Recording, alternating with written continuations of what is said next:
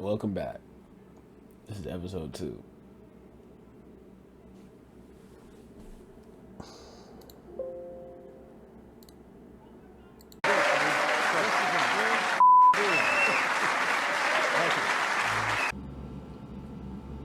For the White House to ban oil and gas coming from Russia. You've heard about this. Today, a bipartisan group of lawmakers said they agreed on legislation that would do exactly that, ban oil and energy income, or I should say, into the United States. The question is whether the president will sign it. Uncertainty has oil crossing $130 a barrel for the first time since 2008. At the pump, the average price for a gallon of gas is north of $4. That's up 13% from just last week, all according to AAA. But it's much worse in some parts of California. These are images of a gas station in Los Angeles. People there pay $7 a gallon. That means it would cost $83 to fill up a small car with an average gas tank of about 12 gallons. Larger cars that typically hold 16 gallons, $110 to fill it up. If that ain't your excuse to move to the metaverse, I don't know what is, man. Real life is getting hard. Welcome back. This is episode 2 of the Tech and News. Putin may be viewing the rising gas prices as a bargaining chip, according to analysts. Russian state media portraying it as a way to sober up Americans and force Washington to negotiate with Moscow. CNBC senior White House correspondent Kayla Tausche now. Kayla, President... Ain't too much I can say better than that. But... yeah, this is getting pretty crazy, man. That saves billions of gallons of gasoline. I mean, billions of $2.3 billion worth of, $500 billion in savings and 2-point-something billion metric tons of CO2 going in the air. The first conversation we're going to get into today is how we can further play the rising price of oil.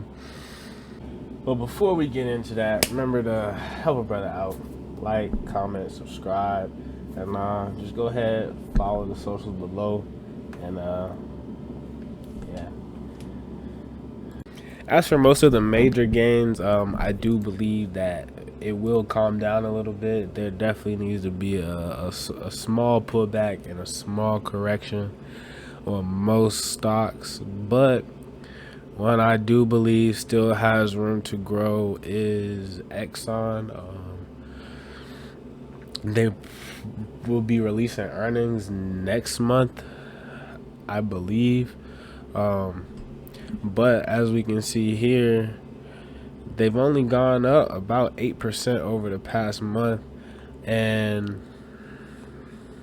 I just personally believe that there's probably still some growth left to happen there in the near future, just because it's only 8% is that I believe they've increased way more than that.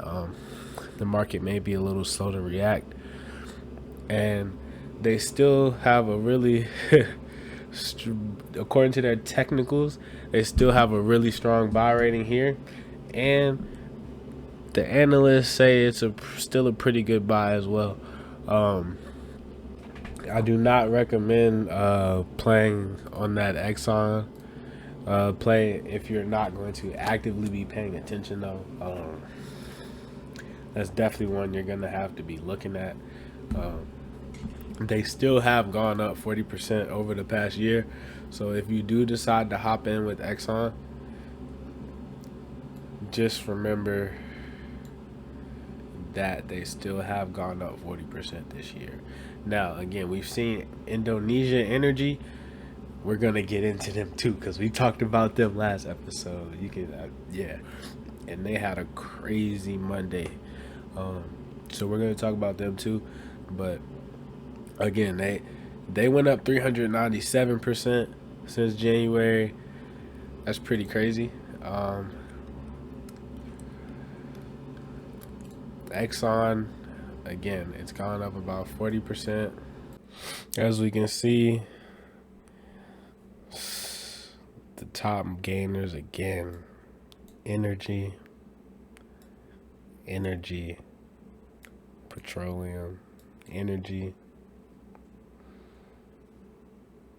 and more energy. That saves billions of gallons of gasoline. I mean, billions of $2.3 billion worth of, $500 billion in savings and 2 billion metric tons of CO2 going in the air. And remember, it is unclear how long oil prices and related things will be selling for a premium. So just be ready to exit when the market moves. Yeah, on to the next topic. The next topic we're going to cover is just playing the stock market for the long run. In the short run, it can seem fun to make big gains, but often those are very risky, very volatile.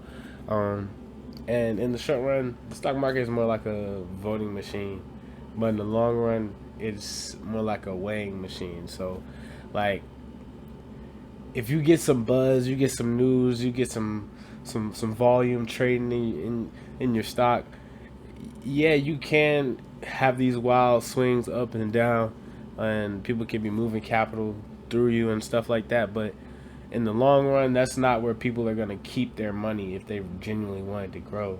Some of the stuff to look into, Tyson Foods, for example. Tyson is currently trading at about $92, and they account for about 20% of the U.S.'s beef, pork, and chicken production. So people don't just stop eating those types of things. Like, those are kind of at the core.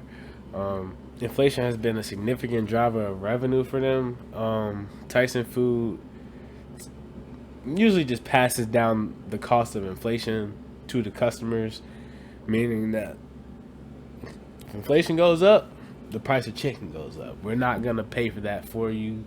They're just going to pass it right down to the consumer.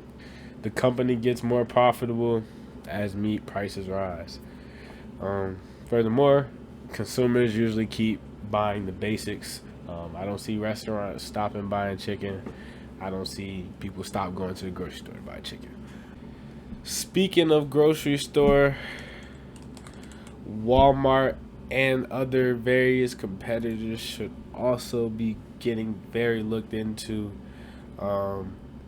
It's still kind of crazy to see that over the past month they've been pretty stagnant, but I don't think this needs to be discussed. Wouldn't exactly say they're on sale, but as we can see, even on the 5-year chart, it's about time for the technical say buy, analyst ratings say buy. I think this is a good buy, but this is not financial advice, of course. Another one we should be looking into, again, buy the basics. Coca-Cola and Pepsi alike. People are not going to stop drinking soda. The analyst ratings have a strong buy. The technical say sell, but we're in a very different time at the moment. Again, people are not going to stop drinking soda. Like, they're probably going to find a way to get the soda to the house, whether gas prices are high or not. If I order from a restaurant, people are still probably going to order soda, or soft drinks in general. People are not going to just drink water all day. Some of the biggest beverage providers are Coca-Cola and Pepsi.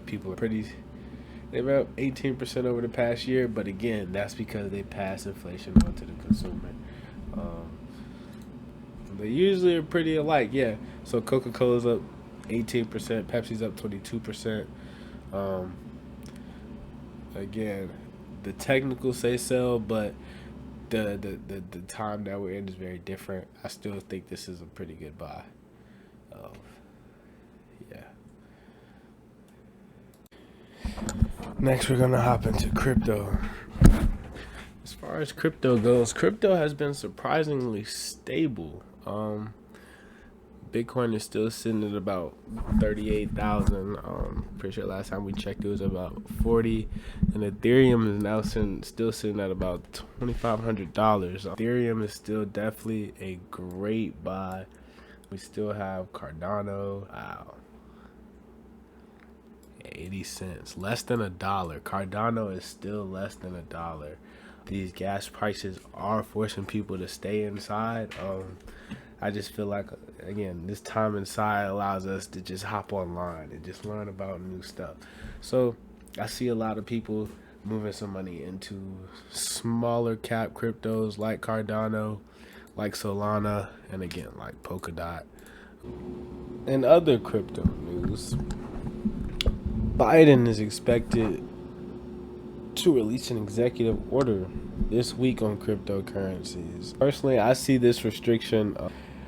I see them probably putting a lot more regulation onto cryptos. That comes with pump and dumps, like whether they're considered securities or or actual currencies, taxes.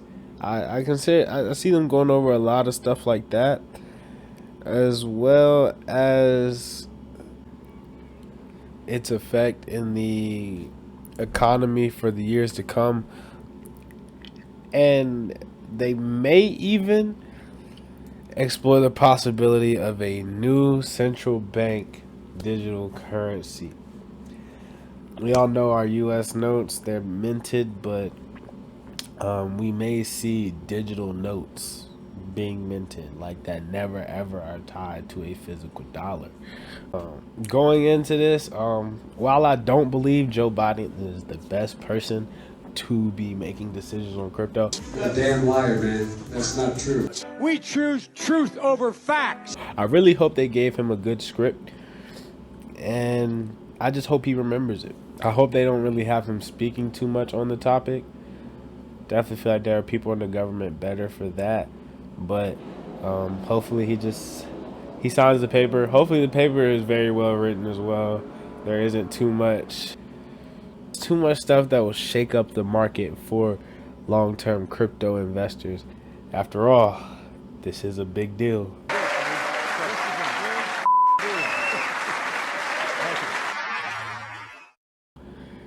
So the first executive order and sort of legislation passed about crypto will definitely be one that will shake the market. Well, folks, eliminate one tax loophole out of $1.6 trillion worth, $1.4 trillion worth. Out of $1.4 billion, a lot of smaller market cap coins will probably see a dip, and we may see a big surge into just a few more coins. And I've highlighted which ones I believe, but after all, this is not financial advice. I'm called middle class Joe. It's not meant as a compliment. Means I'm not sophisticated. I want to be clear. I'm not going nuts.